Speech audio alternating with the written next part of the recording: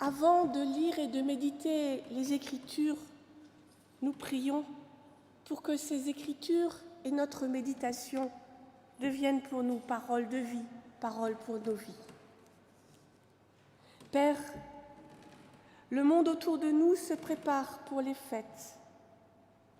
Nous voici, nous, devant toi, pour accueillir ta parole qui seule donne un vrai sens à la fête. Voici nos vies, voici nos projets, voici notre disponibilité devant toi ce matin. Que ton esprit enracine en nous ta parole et qu'elle soit notre joie et notre allégresse. Amen.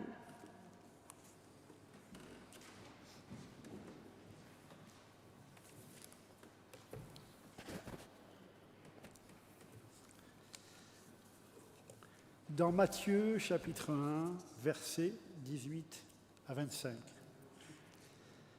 Voici dans quelles circonstances Jésus-Christ est né. Marie, sa mère, était fiancée à Joseph, mais avant qu'ils aient vécu ensemble, elle se trouva enceinte par l'action du Saint-Esprit. Joseph, son fiancé, était un homme droit. Il ne voulait pas la dénoncer publiquement. Il décida de rompre secrètement ses fiançailles.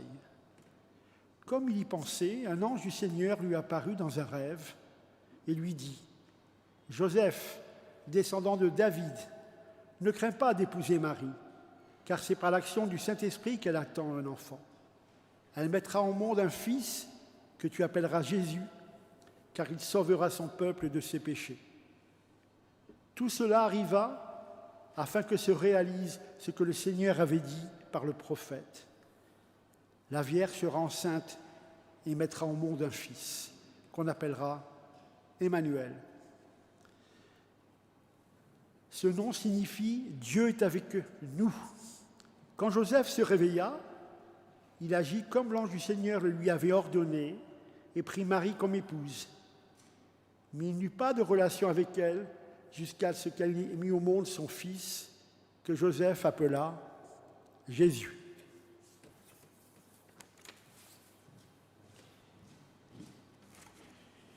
Et je vous invite à chanter le cantique 3101.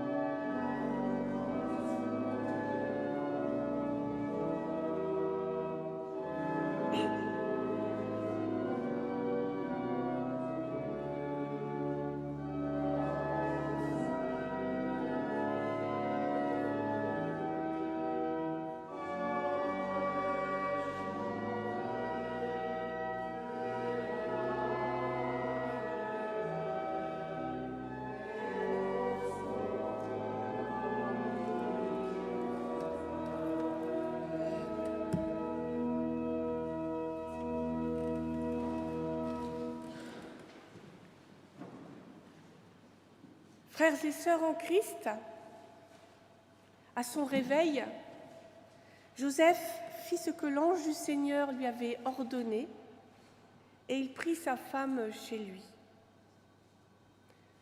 Pauvre Joseph, il est si souvent l'oublié de l'histoire de la naissance de Jésus.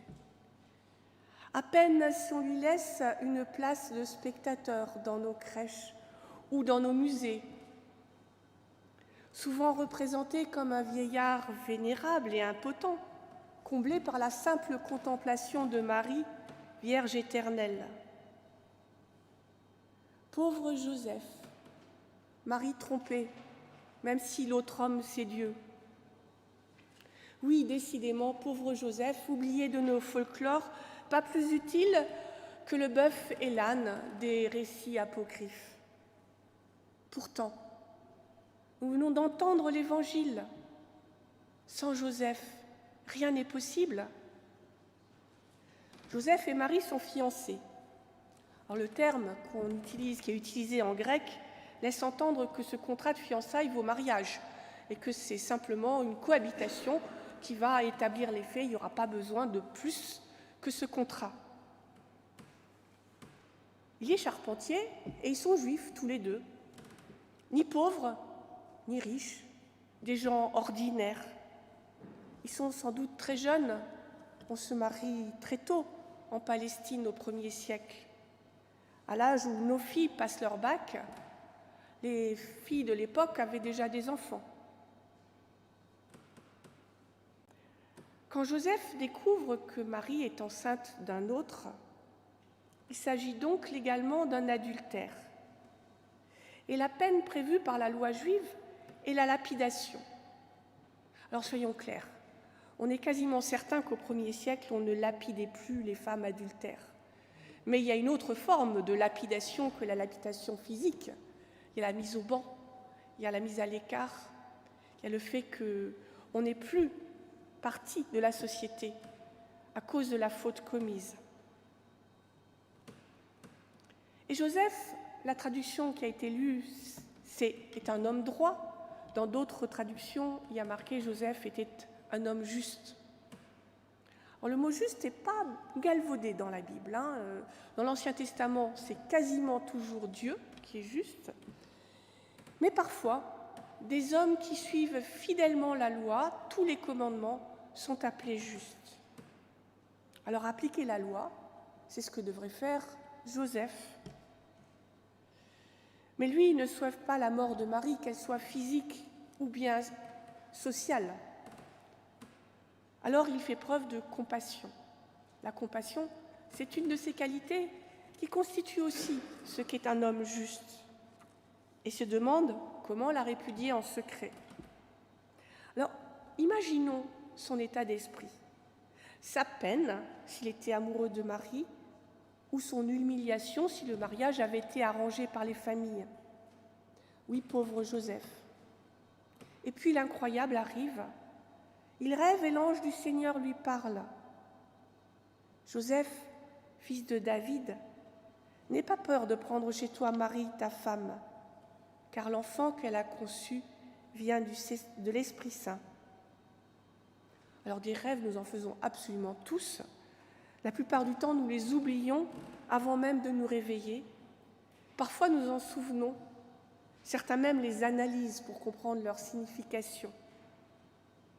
Mais dans notre histoire, il n'y a rien à analyser, rien à interpréter.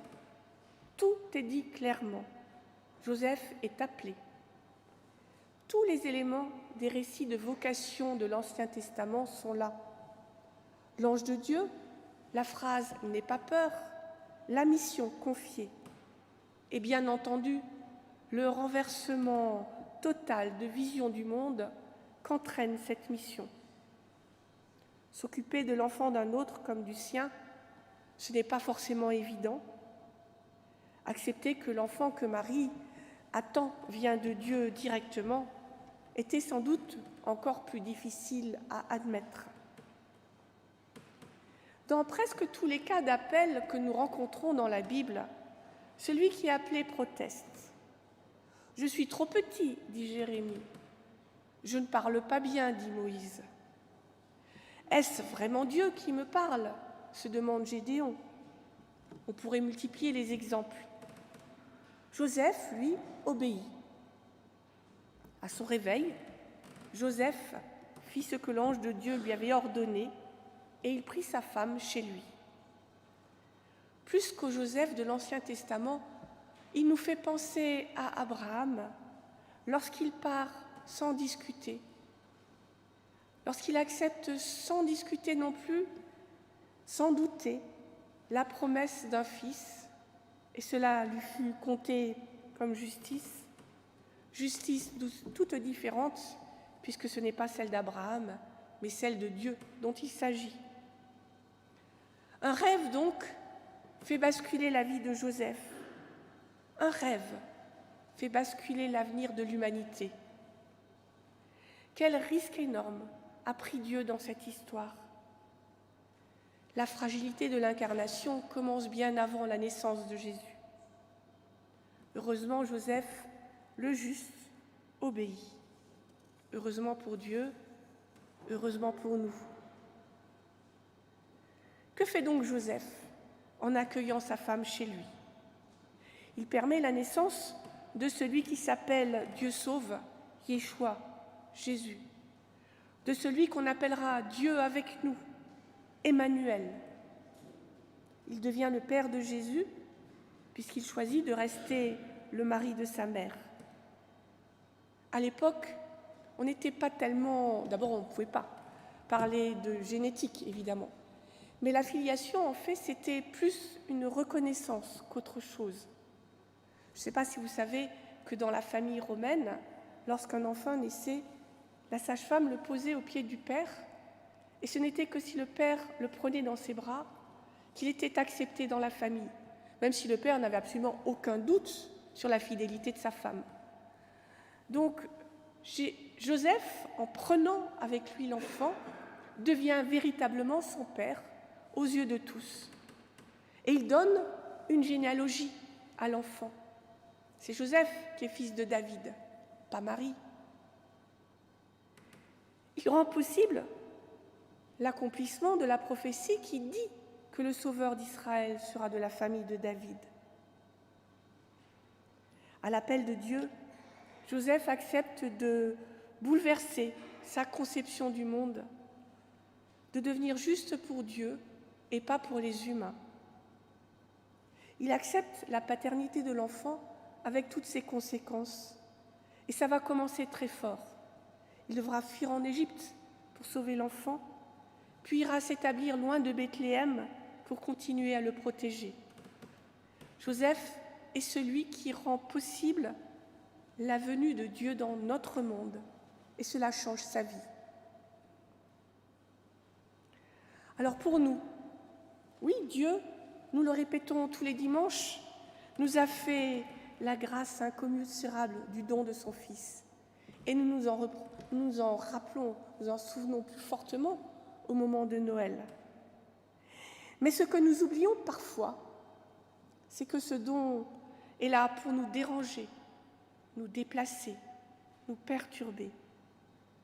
Comme la vie de Joseph et celle de Marie sont bousculées, comme celle des disciples quelques 30 ans plus tard. Joseph a fait de la place à Dieu.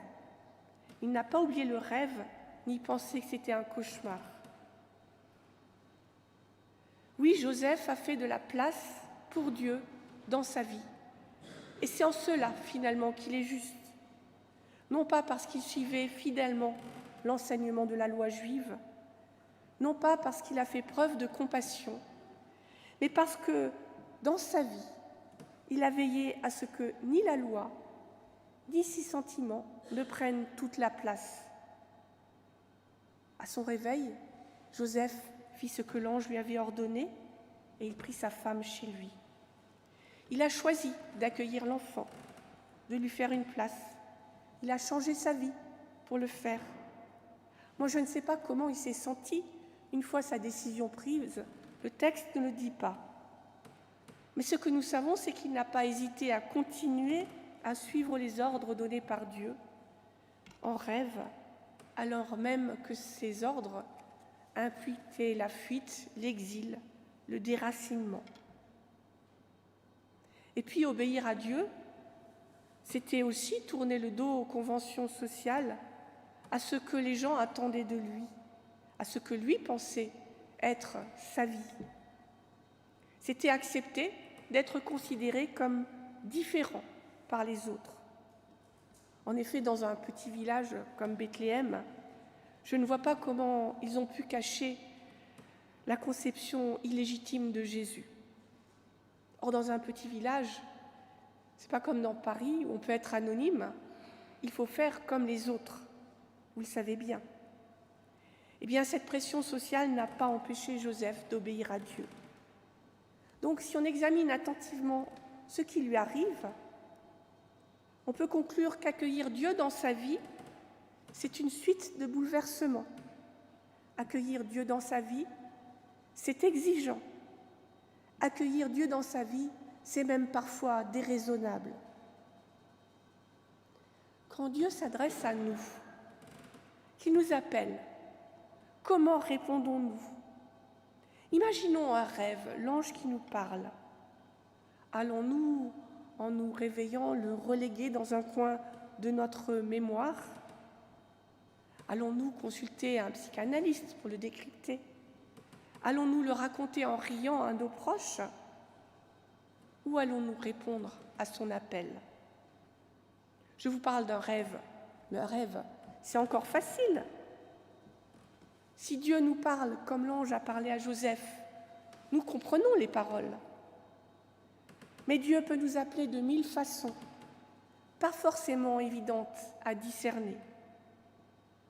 Comment savoir si je fais le bon choix, si c'est bien Dieu qui m'appelle ?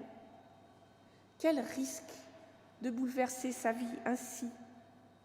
Et si je me trompais ? Sans parler des nombreuses fois où nous sommes tellement pris dans le tourbillon de nos vies que nous n'entendons même pas ce que Dieu nous répète encore et encore. L'Évangile, ce n'est pas de la guimauve, ce n'est pas un conte de fées.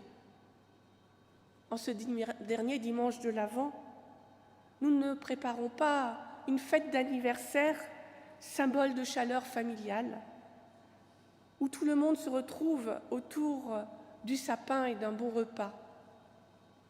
Ça, tous les Occidentaux, chrétiens ou pas, le font pour Noël, ou en tout cas essayent de le faire parce que la pression pour que tout soit réussi est tellement énorme que parfois, que souvent, ça dérape.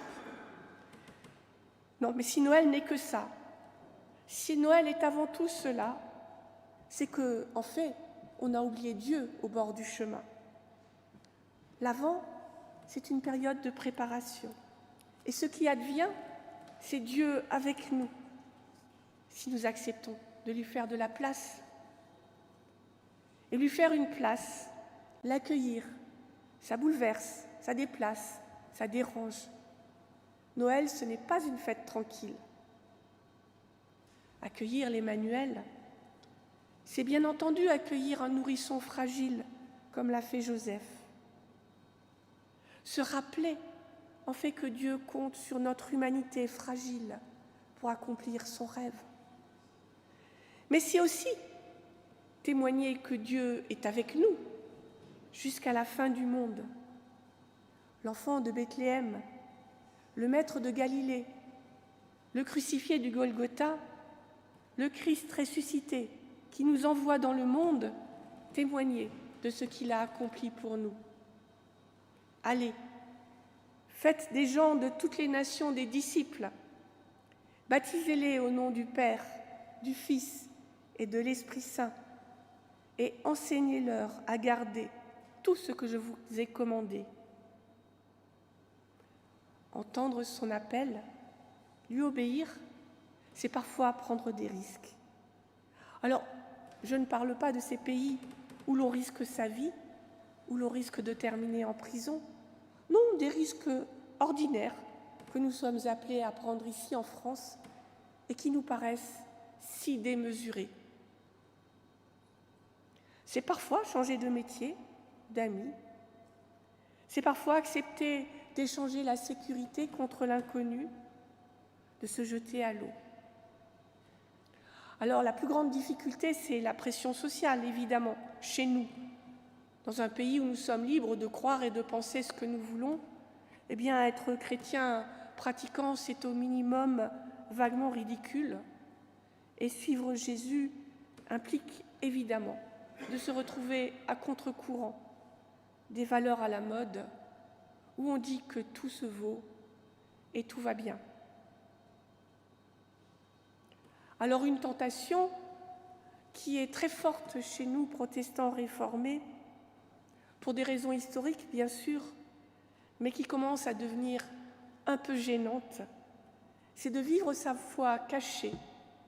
Je crois, mais ça ne regarde que Dieu et moi, tout compte fait. Il me fait du bien et ça me suffit.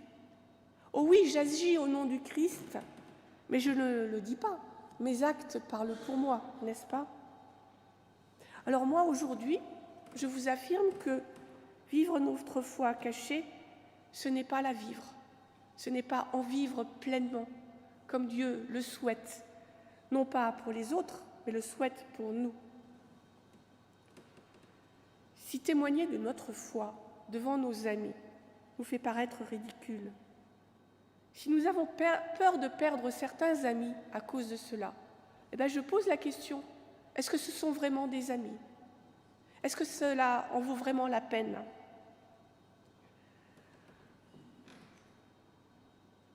Bien sûr, nous ne sommes pas tous appelés à changer de métier, à changer totalement de vie.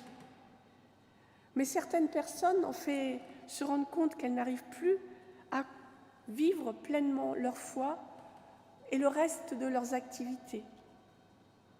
Et elles changent de vie, elles changent de métier, écartelées entre les contraintes peut-être de rendement, de production, de bénéfices, et le regard de chrétien qu'ils portent sur le monde. Parfois, obéir à Dieu, ça va encore plus loin, jusqu'à devenir pasteur ou missionnaire ou médecin. Je pense que vous connaissez l'histoire d'Albert Schweitzer. Au fin du 19e, début du 20e siècle, pasteur, théologien, organiste, musicologue, qui sait que ce n'est pas ce que Dieu attend de lui, mais qui ne sait pas ce que Dieu attend de lui, jusqu'au jour où il tombe un peu par hasard sur un tract de la Société française des missions. Alors il décide de tout quitter pour partir là-bas. Mais annoncer l'Évangile à des gens qui manquent de tout, ça n'a pas de sens pour lui. Alors il devient médecin. Heureusement pour lui, les études de médecine étaient un peu plus courtes qu'aujourd'hui, mais quand même, il passe plusieurs années à apprendre la médecine et il part. Et en fait, nous ne savons pas, nous, comment Joseph s'est senti, mais nous savons comment lui s'est senti, parce qu'il le raconte. À partir du moment où il a pris sa décision, eh bien, il s'est senti en paix. Il s'est senti à sa place devant Dieu. Et moi qui suis pasteur depuis pas si longtemps, je peux aussi témoigner de la même paix quand j'ai pris la décision de changer de vie pour répondre à l'appel que Dieu m'envoyait depuis pas mal de temps. Accueillir Dieu dans notre vie, c'est accepter, comme l'a fait Joseph, de la bouleverser, de changer nos habitudes et de nous placer parfois à contre-courant de notre monde. Alors oui, accueillir Dieu dans notre vie, ce n'est pas tous les jours Noël. Mais accueillir Dieu dans notre vie, c'est aussi vivre avec lui, être porté par sa confiance, être soutenu par son amour. Et ça, c'est une source de joie et de vie qui ne se tarissent jamais. En effet, il nous l'a promis, l'enfant de Bethléem. Quant à moi, je suis avec vous tous les jours, jusqu'à la fin du monde. Amen.